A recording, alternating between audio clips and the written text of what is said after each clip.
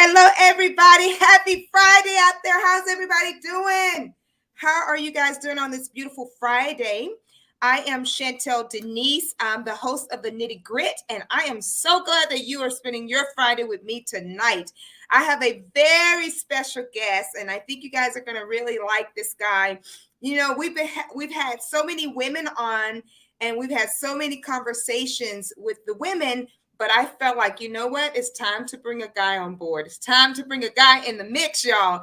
And so my guest today is a wonderful human being. I have done some work with him. I've known him for quite a while. And I cannot wait for him to share his story with you. So without further ado, I want to introduce you to Mr. Allen Shay. Hey, Hello, Allen. Chantel. How are you doing? I'm doing good. How about you? Well, whenever I can join forces with you and get some of that great energy, I'm excited. Wow. Well, thank you for that. I appreciate that. I'll pay you later for that one. So I just want to, I want to just have you go ahead and welcome yourself because I could have told them a lot about you, but I think it would be best for them to hear from you. So if you could just tell the people a little bit about who you are, and if you can do that in about 60 seconds, that would be awesome. Okay. I Well, I'm know gonna that try. might be hard for you. It might be hard, You can do but I'm it. gonna try. Well, my name is Allen Shay. I am the eighth of 13 children from a single parent from Mississippi. My mom had a sixth grade education, and she taught us the basic fundamentals of life, which is to be honest, to be respectful, to always have faith, and to work hard. And by her instilling those qualities and those characteristics in her children, we all grew up being primarily entrepreneurs. I've had my business since college.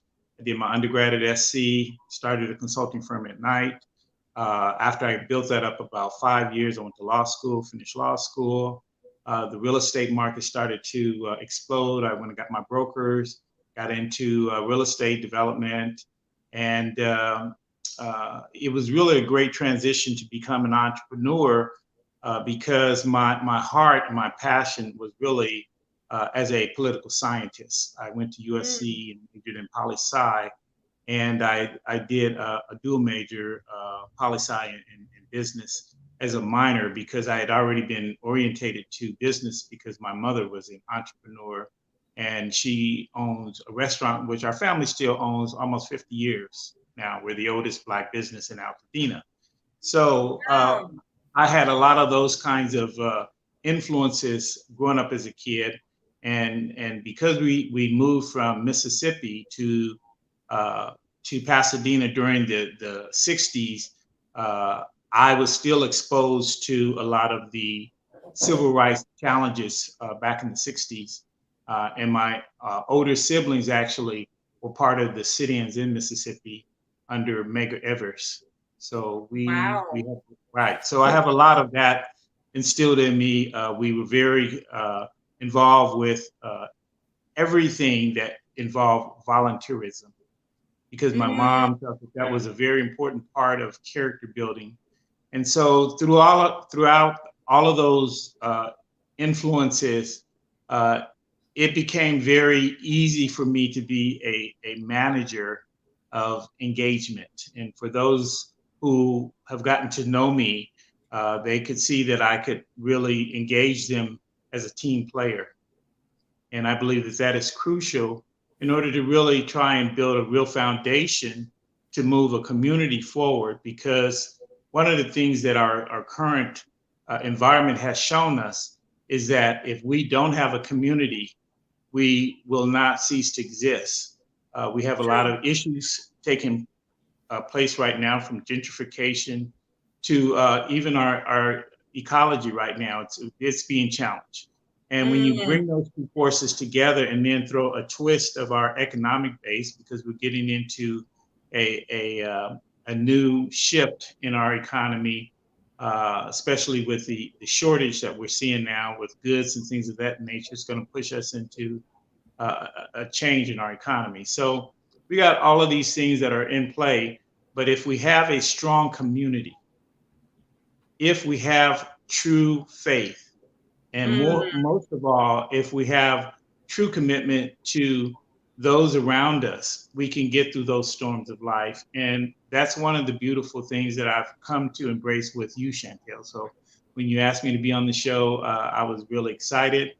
And I believe in always being a gentleman in respect to women. I think Chantel could attest to that. And her Yep. friends, I treat every one of them as though they're a queen, and I give their husbands the utmost respect, or their friends, or whomever they are, because that's how we should engage each other. And without us having this type of knowledge and understanding, we begin to falter. And that is truly why our history is so important. And unfortunately, for the Black community, our parents shield a lot of that information from us when we were growing up. And as such, I think, in my opinion, it impacted our social engagement because we were misled. Our history was hidden from us, not only from our parents, for the most part, especially those of us who are from the South, but also it was taken away from us by society, public school systems, politics, and it's still working in that same vein. Yeah. So what I've tried to do in my commitment to my community and to myself as a man, because and don't turn me off when I say this, Chantel, but I thought I would be a man with 10 children. I wanted 10 children, and I believe in that context of family and building a community. And I've always prided myself on being responsible.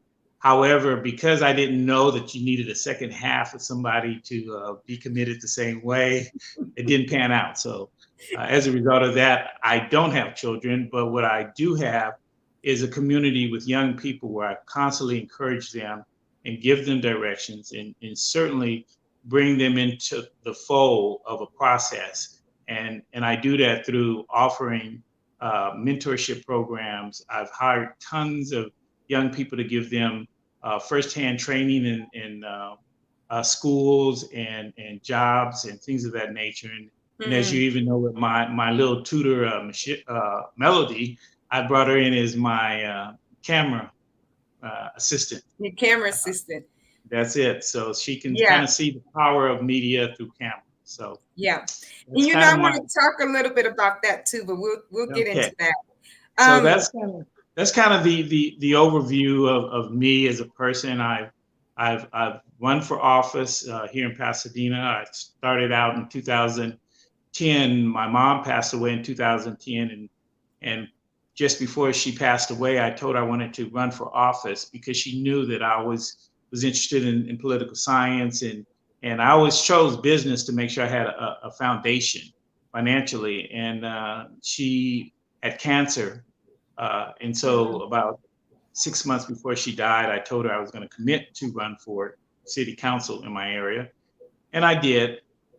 And I didn't win, but I was appointed as commissioner, and I chose to be on the commission, which is the Northwest Commission in Pasadena, which is about 1/4 of the size of the city, where it's predominantly people of color and people who are underserved. And I felt that I would gain a lot of practical experience in that area with my political science background, which it really has. And that has opened the door to new challenges, especially with the injustice we're seeing with the police department. I have a big case that I'm working on now with Anthony McLean and trying to bring about police accountability with that. And so those things have really showed me how to really apply the true applications instead of looking at the science from an academic. Because when I was going through college with political science, it was always from an academic. It wasn't relatable for me because I was Black in my community. But now it's definitely right in front of me. And so after I ran for city council and didn't get voted in, I became a commissioner. And about 5 years after that, I ran for mayor of Pasadena. And in my journey for mayor, I was exposed to another episode of being a Black man in America, and I was arrested falsely. And we came to understand that the judicial system is as corrupt as the municipal system if we don't understand it. And unfortunately, because I'm the first one in my family to really get involved in politics and really to put myself out there, I don't have the kind of safeguards that a lot of people who get into politics have because they're aware of it. So that became, an experience, and I embraced it. And I still continued to run for mayor, even though I had been arrested, but the charges were dropped. And I tried to share with people who would try and hold that against me that it's actually a blessing for me, because it shows me the true injustices that would happen. And even at this point in time of this show, Chantel, I have the case in appeal court right now because we found out that they committed fraud within their information that they submitted to the first judge to get my warrant and my bail hold hearing issued. And neither of my attorneys, I had a criminal attorney and a civil attorney, none of them really looked into that information at the beginning. Otherwise, we would have caught it then. Wow. So all of these kind of things go on, but again, I love it because it reinforced what my mother would always tell me. My mother would always tell me, learn to go through the storms of life. Never run and never back away. And if you do that, you will always find that once you get through that storm, you've been rejuvenated, and God has opened your eyes to something you would have never seen had you turned around. So, wow. I always thank my mom for that. And I like your mama. I like your mama. She taught you well. We're working on her story, so you might get to play her, Chantel. So we wrote her story. So, Allen, your story is pretty phenomenal. I mean, there's so many elements to it, like you've been through a lot. You've been through a lot, Yeah. And I really appreciate you sharing that. And you outbeat the record because that was the longest 60 seconds I've ever had. Well, I was trying to. Me and you, we could talk for a long time. So I do appreciate that, but because there's so many, I mean, we could do a show on so many different things because your life experience, you've had a lot of life experience on different things. And so I really appreciate that. And I love, how your mother taught you guys, 13 of you. Wow. Yeah. Wow. Yeah. You guys are entrepreneurs, like just out the womb, Yeah. I love how she taught you guys because it really shows, and I know you pretty well. That's really why I want to have you on the show, because I think other people need to know you in the same, because you have so much to offer with your story and your experience. And what I love is that you talked about what you've been through with being arrested and, falsely accused and all of these things. And you are not a bitter human being. That's what I love about you. Things that have happened to you make people bitter. They have a choice and they can be very bitter. And so you have chosen not to be a bitter man, but to be a man who cultivates community because you understand the need of it. So I want to just jump in that for a little bit and just talk about how does one cultivate community? I mean, if you had to say there's 3 golden principles that you stand on and how you build community despite everything that you've been through, what is your practice? How do you build community? Well, I think, first of all, I build community first and foremost by consistency. Okay. If anyone knows me as you know me, if you pick up a phone call and say, Allen, I need you, that you don't have to say anything else. And anyone that I have a community engagement with, that's how I respond to them. That's how we were brought up. So it's unconditional response to cultivate the community, first of all, so people know the basis of that community. And the second thing is having a healthy community. If anybody has seen me, they will definitely tell you that I certainly don't look like my age and certainly don't, appear to be over 40. but I am. And that also was a result of my community growing up, because the gentleman who actually gave me his business when I graduated from college, uh, he had always mentored me, and we didn't call them mentors when I was growing up. We just call them community. But he saw something in me, and he saw my passion for education and consistency. And his son didn't quite have the same drive at the time. And he was getting up in age. And when he retired, he turned everything over to me. So I had a book of clients when I graduated from college. And he shared with me, he said, Allen, the most important thing I want to share with you is three things. He said, the number one thing that I want you to understand is your health and how to maintain your health. Because without you having a healthy body and a healthy functioning, you won't be able to endure the storms. You won't be able to endure all the challenges that you will be presented with. So he said, that's the first thing. The second thing he said to me is trust. There has to be trust amongst those that you engage. You have to be consistent and always do it unconditionally, the trust. Mm. And the last thing, which when he told me this, I thought he was a little bit trying to give me a little of an overdose, but it became the savior of my investments. And that is to have insurance. That is to have, right, that is to have a real approach to having your assets protected.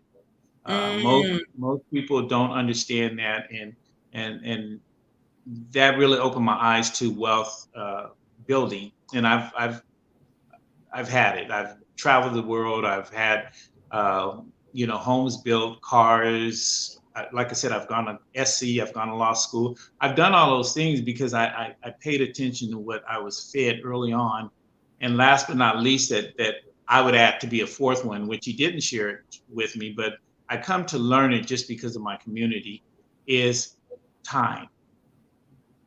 Make sure while you're young, you cultivate how you understand time, because you will never get that back. And so I've always engaged that with the individuals that I'm involved with my community, and stay consistent with it. And those things have paid off.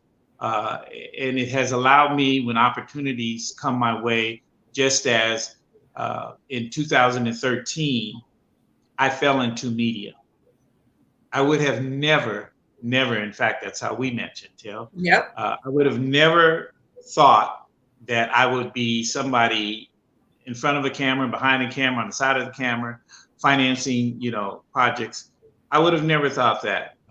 But what really opened my eyes to it was that if we are not preserving our own history, creating our own stories, and controlling our own properties and contents, then it's shame on us.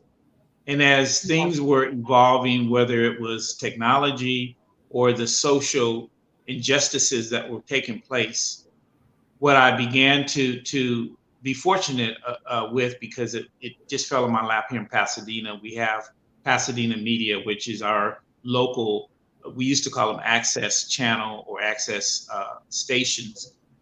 They have really built it out to become as comparable as any other contemporary studio, and it has opened my eyes. I've done 3 shows. 2 of them run every week with 120 minutes a week on television every week. Right. So, and I have 2 shows that are consistent, and just learning from that. And I'm always getting invited to red carpets, shows of people, they want me to do their documentaries. I've been invited to so many other things, but more than anything, I love it because it gives me a chance to become a storyteller and preserve our history. And so through this journey of Pasadena, which is so funny, Chantel, because when my mom moved to Pasadena, I was 5 years old. Wow. And the number one show when I was a kid growing up was The Wizard of Oz. Which And when wizard? The Which Wizard wizard? of Oz, Because you know the there's original one, the the original original. one, Okay. the original. Got to get it clear. I want to And know which so, one. right, so it was the original. And so when Both are good. across, we drove literally across Highway 66, which is the only road that goes directly from east to west, coming from Mississippi. And when we drove through Pasadena, Route 66 is Foothill Boulevard, which turned into Walnut, and we drove by the City Hall. And when I saw Pasadena City Hall, I swore that we had found the what was the city, the city in the where they met the wizard in the Wizard of Oz. I thought that that's where we were, and when I looked at and seen how beautiful the streets were, it was all made of gold, and it has given me Wow. that kind of opportunity, and that's why I love the city so much. And I try and always recover from any punches I get as a result of what the city shows me, because I understand that's just part of growth. But I love Pasadena. I You've been there for a long time too. forever, You can yeah. tell And I you and I love I it. do. I really do. I've traveled the world. I have never found anything that's remotely close to it, in the sense of the municipality structure, the engagement, the location to downtown LA, beaches, deserts, uh, and it also provides a real community, especially if those of us in the community would really open our mindset to become more of a community. And unfortunately, for what our conditions have been as Blacks, we have faced some very oppressive challenges and some bad uh, uh, roads. And I'm trying to use the words delicate, because a lot of people find it very difficult to have conversations on race and oppression and things like that. But I really feel in my heart that we as Blacks have to reconcile those things. And we can't be afraid to have that discussion. We can't be afraid to see how it impacts us, because otherwise we're in a bubble and we don't think it will happen to us or it can happen to us. But we want to be educated and prepared, so when it does happen to us, we're able to recover from it, because that's exactly what our ancestors did to get us here where we are today. Yeah, I appreciate you sharing that, because, even thinking about what you shared about your mom, I mean, she gave you tools to be able to deal with that. She gave you the structure to deal with these type of things, and so I'm very grateful that you're sharing that. And then there's, like I said, you're a man there's a lot of information we can talk about tonight. Right. There's a lot. It really is. There's a lot that needs to be discussed. There's a lot that needs to be put on the table. There's just so much that's there. In essence of cultivating community, I want to just segue back here with, you kind of talked a little bit about your creative side, and I do want to explore that just a little bit more. But when you're talking about, even having the conversation about race, we have to be willing to reconcile it. It brings me kind of to my next point. Like, what do you think communities lack? Is it one of these areas where we don't really reconcile? What do you think communities lack? What would be something you would say if you had to say one thing that you feel like the communities lack in this particular area? And I'm just talking about community in general. So what are your Well, thoughts about that?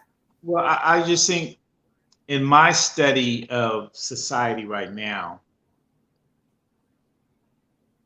I look at it in cycles.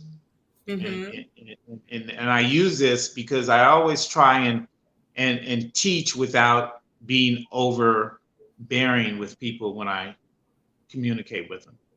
So what I do is I use examples. An example that I use is from 1948 to 1968. Okay. And I start there because that's a very clear transformation of community. From 48 to 68, the Black community became the middle class. They became the middle class in numbers because they found a pathway and a real, a new approach to understand what's needed. And what was needed was really numbers. We had to have numbers to come together and to achieve. And when I moved to Pasadena, or my family moved to Pasadena, that was during that evolution period toward the end. And by the time it reached its climactic period for the Black community, Chantel, there were Black businesses almost on every corner. There was multiple wealth everywhere for Blacks as well as others in the community. Yeah. And we were constantly merging the real effect of community together at that point in time, because we had busing, we had integration, we had just passed the Civil Rights Bill of 1964, the FHA Bill of 1967, so people can afford houses. All these things were coming into existence, which gave us a much greater quality of life, even with the affirmative action. In fact, that's how I got through college, was because affirmative action existed. Mm-hmm. So there were a lot of things that were made available to bring about a true healthy community. And as I said, if you look at that time frame, you can see how our system worked. But if we don't act according to a community and collectively, we lose it after that cyclical period has presented itself. So I gave it to you from 48 to 68. Now let's go another 20 years, from 68 to 88. You know what happened from 68 to 88? Break it down for us, brother. Oh my God. It was the drugs infestation that hit the Black community. It was the reorganization of social structures with the social system. That's when the social system came in, and men couldn't live in the same houses with their kids, and all these different things happened that undermined the community. And then you had the evolution of gangs and the shift with the open door policy, and we see it today. And we're embracing this new area with the gay community and everything else. That didn't happen when I was growing up. We didn't see that. Yeah. And for each their own, so be it. I respect whatever their choices are. But through a cycle that is a force for a community, it has an impact. And it's just like with you and your beautiful family. I mean, I love being with you and John and the girls. They're awesome. Now, just imagine if you were not able to maintain the balance of your community right there. If you weren't able to keep the love and engagement with your husband and your two daughters in play. If John wasn't an awesome guy who knows how to be a great father, to show how to be a good man so his daughters can grow up to understand they want a good man. If you were not acclimated to be affectionate and just awesome, if that didn't exist in your community, guess what your community would be? Yeah, dysfunctional. Broken. Yeah, and you know what? As you were saying it, I'm like, now wait a minute, hold up, because there have been days where there's been days where we've struggled, absolutely, just like every other family, where the community in the home is not functioning the way that we all would wish, and that all is. You have to come back to individual character. And that question that I asked you is so interesting that you're you're going in this direction because it's so powerful. The small starting, it starts at home. It starts at home and then it goes out. So I really appreciate you bringing up my family, because if we're off, we take our offness out into the world. Correct. It just organically happens that way. So I know that, for me, as I'm thinking about what communities lack, is exactly what I'm talking about. Like, if it doesn't start in the foundation of how you were brought up, if you don't decide in your own home to create community first there, it's going to be almost impossible for you to really cultivate it out. You can try, but it's going to be very hard, because if you can't get with those people you see every single day, that community rolling like that, good luck out there in the world. Good luck out there. So, I want to say thank you for, bringing it into that, because it's really just as simple as that to start. It is, I think, if we're conditioned, and I have to go back to my mother and how we were brought up. I was just sharing with a friend of mine just last night. I told him I never saw us being poor. And the reason why I never saw us being poor, Chantel, is because my mother would buy a piece of property every 4 years. Oh, wow. He would buy a new car every 4 years within that period. So it'll be every 2 years that she would be making some kind of investment to improve the quality of her life in what she believed that life should consist of. And she had a real understanding of responsibility. In fact, her objective was to have a piece of property for each of her kids as the legacy that she would leave. And she did that. When she died in 2010, she was a millionaire at the top of the recession and left us properties and things for us to make decisions on and move forward. And none of us have been able to live up to the type of drive and commitment and vision that she had, which was unbelievable. But here's why I share this story with you, though, Chantel, is the reason I share this story is it goes back to what I said earlier about the cycles. My mother was born in 1929. Do you know what happened in 1929? Wow. You know what happened in 1929, Chantel? What happened in 1929? I know what happened in 1930, but tell me what happened in 1929. In 1929, the Great Depression.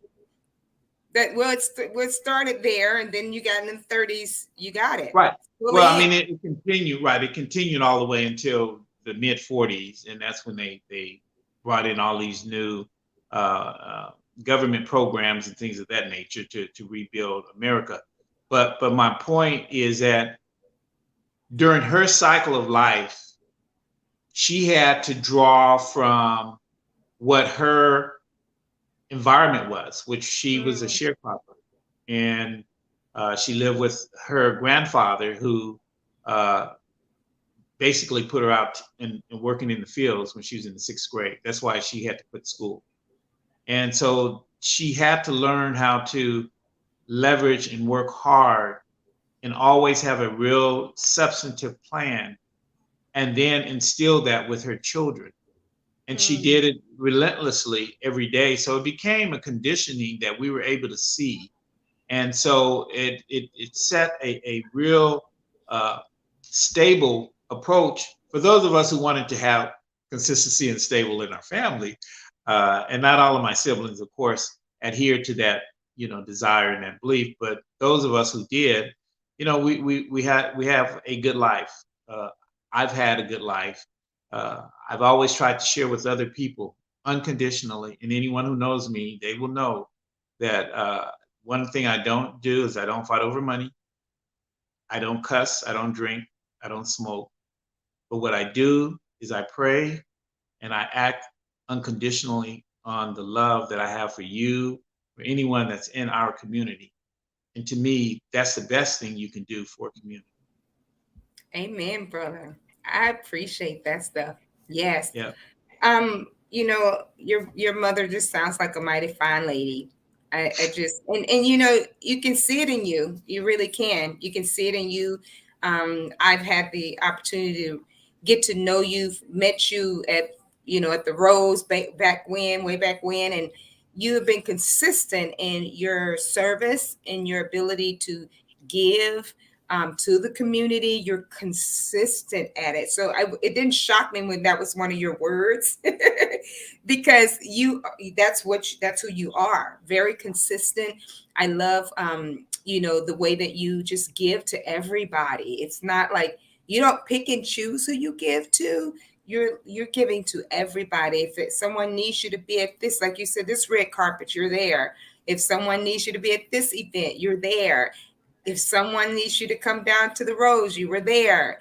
If someone needs you to come out in the community to film what's going on with this particular cause, you are there. And so I just really want to commend you as everybody's watching, because you are one of those people who have chosen to build community and build it healthy and make change and not be out there complaining about the change, but actually representing it. You know that that slogan says, be the change you would like to see in the world. You represent that fully. Before we go to the next question, I do want to read some of these comments. There are people on here that are watching. Let's see here. Somebody say happy Friday. Somebody say amen, 8 of 14. Talk about your siblings. Allen is a great guy. Just met him last week. Scott and I both enjoy getting to know him. Great insight into who you are. Lawyer, real estate, entrepreneur, politician, activist. What a Renaissance man. That's what you're. Consistency, unconditional response. Allen's principles, health, trust, and insurance. Also, time management is crucial. Someone highlighted that. Emerald City in the Wizard of Oz. They were trying to get that for you, Emerald City. Right. 3 people gave Emerald City. Right. That was it. Enjoying this. The family is the absolute center of community. Without family, the broader community cannot thrive. Mom had a growth mindset. Your mom had a growth mindset. And then looks like John put 1929 was the crash of 1929. Right. Thank you for that. You guys, thank you for those comments. And thank you guys for listening too. I really appreciate you all being out there on Facebook and YouTube. Thank you for that.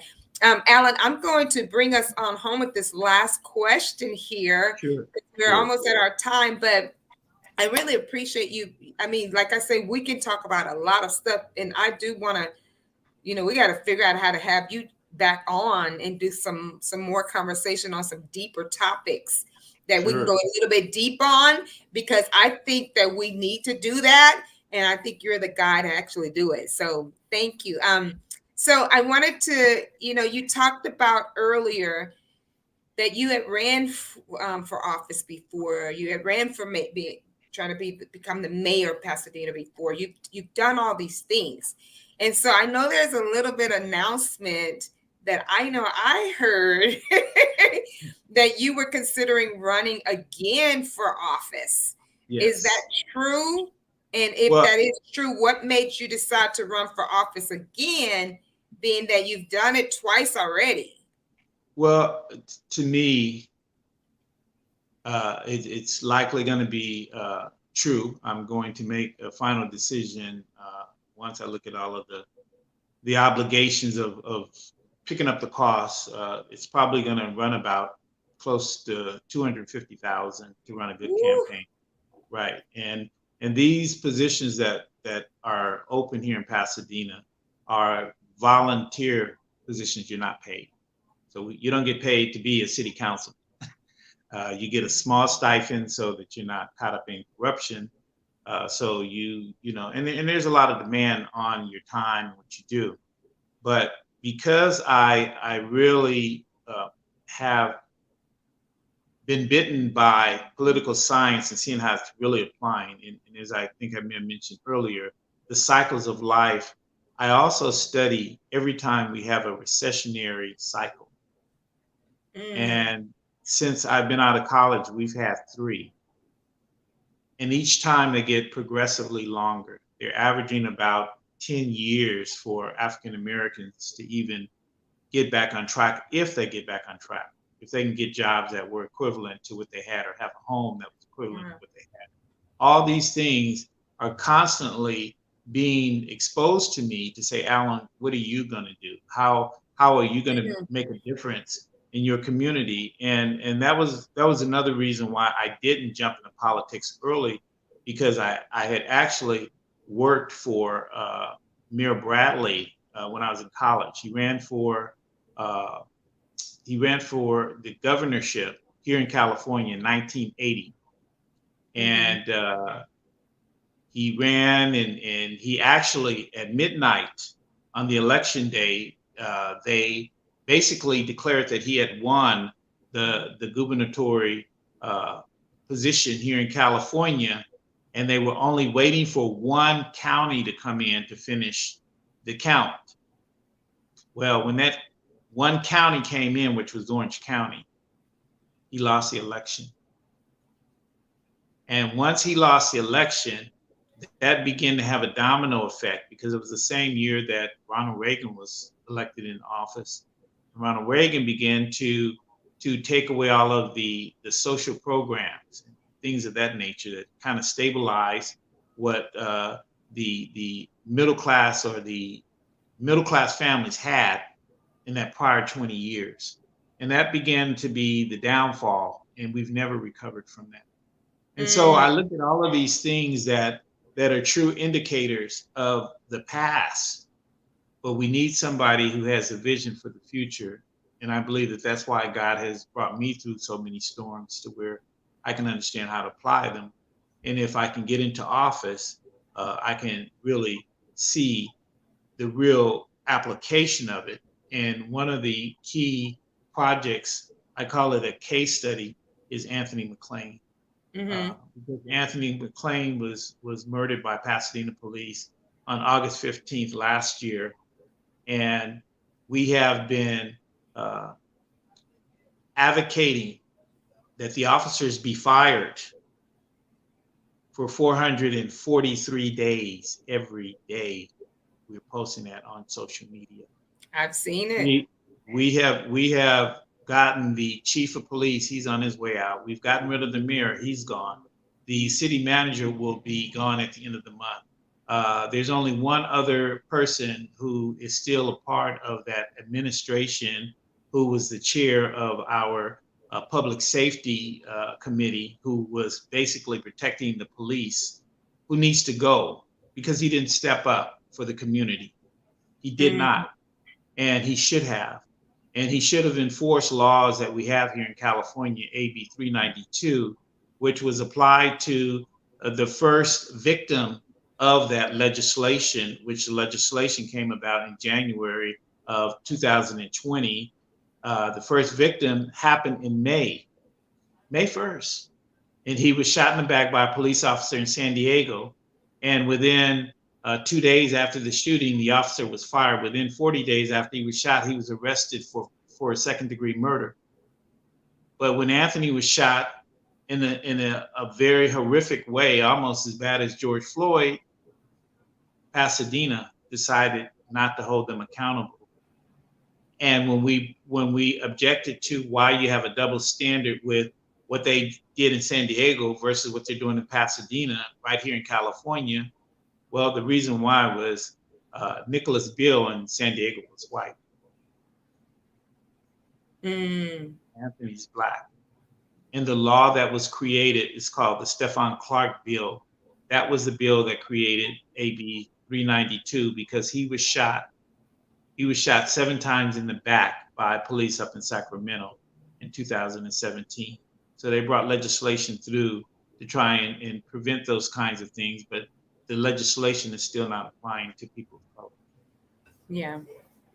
That breaks my heart too. Like every time I hear a story of this nature. It just breaks my heart.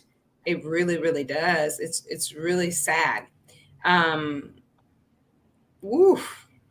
Well, that's one of the reasons why I share with you that we need to become more educated, and we need to share all of the challenges with the community, because if they don't hear these stories and know these stories, they're not going to think that they exist. And then the other side of the token here is that people who think that they're too above it, either, I hate to say bougie people, but they are. I mean, they think they're just way above the norm, and we're all human. Their Yeah, parents wouldn't have been able to get them where they were if they weren't a part of the process some 20, 30 years ago. And yeah, that's the same approach we should use. And I'll say this in closing, is that I have really engaged history to be my guide going forward. And three of the reference points that I stick close to is Tunis Campbell. He was an abolitionist who became the first senator after the Civil War was over. And he fought hard for Black people. And by the time he got 64, he was found guilty of allegedly falsifying a warrant to have a white man arrested. And he ended up doing hard time for a year. And this is the man, all he did. But it opened the door for the next man, which was Oscar Micheaux. He was the first director and movie and filmmaker for Blacks. He had made over 40 films and started by the time he was 25. And he lived till 1952. And they shut him down because they saw the possibilities and the potential of what he would do to correct our image, to show that we have our way of love and happiness. But they didn't want that to be the case. And last but not least is A. Philip Randolph. I call A. Philip Randolph the true God here in America that most people don't know. He was the Thurgood Marshall, the Martin Luther King, and the Barack Obama in one man. Had it not been for that man, we wouldn't be here to have the real quality of life we have now. But our people don't understand the contributions that were made by knowing their stories. And that's why it's so important to articulate that and for us to know. I love that, Allen. Thank you so much for that. You just summed up really what the title of this show is. That's how you cultivate community, learning your history, looking at the foundations of what you were already given growing up. Like I appreciate all of these things. I think that, even when you were sharing about Anthony McLean, like I had heard of him, his name, but there's another Anthony McLean too in a different city, has the same name, that was shot as well. Did you know that? No, I didn't know that. Yeah. So there's another, but of course it didn't get enough. It didn't get the attention just like what's happening in Pasadena. So certain cases get a lot of attention and certain ones don't. And so I really appreciate you just really going back through, like, we need to know these things. We need to not be, just pushing it to the side, like the bouginess of like, oh, it doesn't affect my life, and I'm not really interested. I really respect the fact that my husband's like that too. He's a history guy. You know that about him. He's a history guy. So he learns. He just fills his head up. Sometimes I'm like, can you put the book down? Like, it just notice the rest of us. But I do respect people who really go about really studying and learning and educating themselves. And I think that you're the kind of person who is going to make some change out there, who is going to be able to step up and represent the community in a way that's needed, because you know a lot, you've invested a lot, and your heart is in it. You can see it. You can see it all over the screen. You're very passionate about what you're speaking of. And so you get my vote. You get my vote for sure. But that's our time. I don't know if you had any thing you wanted to share with them of how people could find you if they want to have more conversation and know about what you're doing in the community? I'm really excited you are considering running. I would definitely be praying for you with that. Is there a way people could follow you? I know you have a lot of different platforms. So what would you share with people where they can kind of connect with you and keep in touch if they want to know more? I would definitely say my Facebook page, Allen Shay, on Facebook. You will see the Facebook picture of Barack Obama and Dr. Martin Luther King.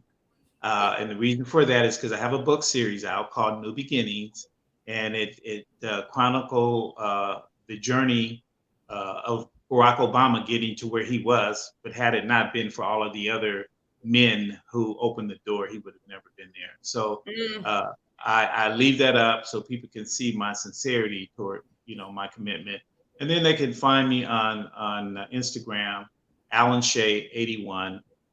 And follow me. I would appreciate it. And if they really want to see change, get involved. Help me to raise money. Like I said, to run a good campaign, 250 to 300,000, because the candidates have already gotten out there and started campaigning. And in the district that I would run in, these are going to be some major players. So, wow. Thank you, Allen Shay. I appreciate you. All of you out there, thank y'all for watching and spending some time with me and Mr. Allen Shay. And I just hope that you guys really got some information that was helpful for you, that will help you even serve your own communities. As he's talked about some of the strategies and things that he uses with consistency and the things that he grew up on, that his mother, how she trained him. That stuff is good. So for y'all that are watching, remember that stuff. I always try to tell the youth, remember what your mamas and daddies is telling you, because that stuff will go beyond you and help you do the things that Allen is doing. So thank you, Allen. And here's what I like to leave with you and your viewers. When my mother was dying of cancer, I asked her, Mom, how did you raise 12 kids? How did you do it? You know what she said? God told her to. And to make sure that they will always be strong enough, have a loving life, and have faith if she showed it. Wow. That's what I like to leave for your viewers. And it does. Y'all hear that? Good stuff. Thank you, Allen. I appreciate you so much. Thank you so much. Thank you guys for watching Facebook and YouTube. I want to just tell y'all again, after Allen and I close out tonight, I want to remind you to have a good weekend, because y'all can. Thank you guys so much for watching.